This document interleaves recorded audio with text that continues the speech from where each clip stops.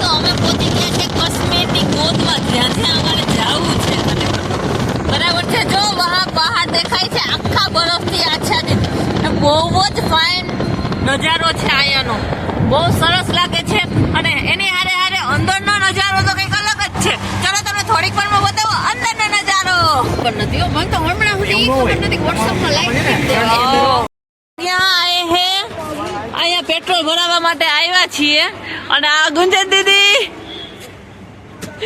અને અમે જન્નતમાં ઓલમોસ્ટ પહોંચી ગયા છે. કેવું લાગે છે જન્નત? ઉપરનું બહારનું વાતાવરણ બહુ મસ્ત છે, બહુ એટલે બહુ જ મસ્ત છે.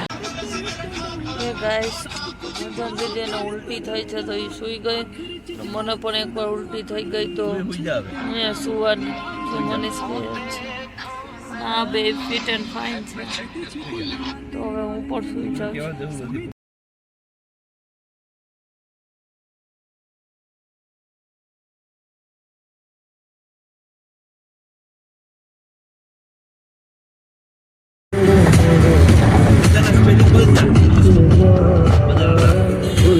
તમારું નામ શું છે? અબુ દીદી આપણી પૂછતાછ બહુ મોટી છે.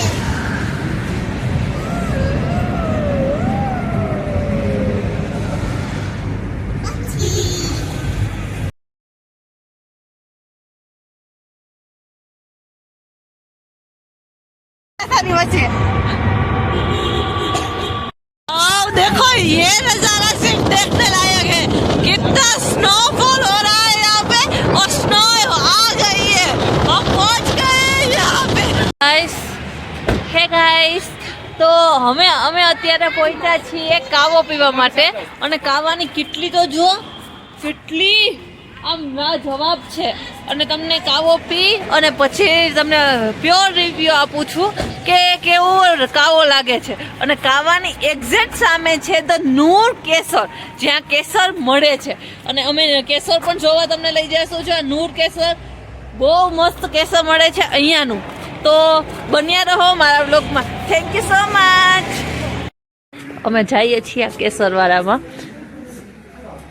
અહીંયા આખી કેસરની શોપ છે. અને અમે જોઈએ છીએ કે કયા કયા ટાઈપનું કેસર મળશે.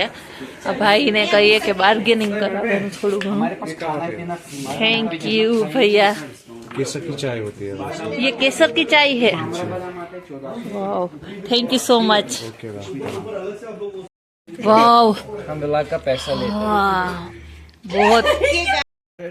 ये 600 रुपए का आधा किलो आता है, 1200 रुपए क्या ना. જો કે રીઝનેબલ જ કે 1400 ની કિલો બદામ છે અહીંયા. जैसे कि वो जो 18 बैग में वो આ જોઈને તમારો દિલ બની ગયો. ખરેખર બહુ મસ્ત અને બહુ સરસ નો વેધર છે. આ બધા પણ ફૂલ મજા કરવા માંડ્યા છે. અને મને પણ બહુ મજા આવે છે. तो हम यहाँ पे उतरे, स्नोफॉल हो गई है वो देखने के लिए. ये ऋतु देखो, ऋतु ये सब फोटोग्राफी करने लगे हैं. અને અમારા મનીષ જો ફોટો પાડવા જ માંડ્યા. આ ગુંજન એને ફોટો પાડી દે છે. અને જીજુ વાવ, બહુ એટલે બહુ એન્જોય કરીએ છીએ. અને અહીંનો નજારો તમે જોવ ને તો તમને બહુ મજા આવે એવો છે. રૂમ અહીંયા અમારા લગેજ પડ્યા છે. આ આખું આ મનીષ જો કંઈક કરે છે. આ મારું પરીસો, આ મસ્ત એવું બેડ.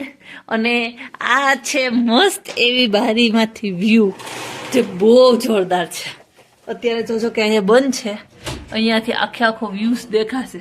હમણાં ખોલીને બતાવું છું. આ મારી હોટલ છે.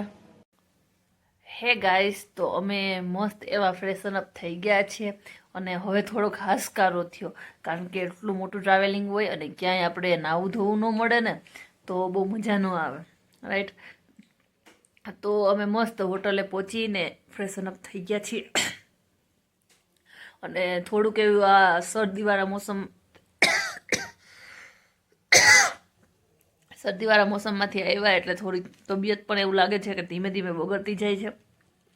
પણ આજનો દિવસ સહન કરી લઈએ એટલે વાંધો નહીં આવે.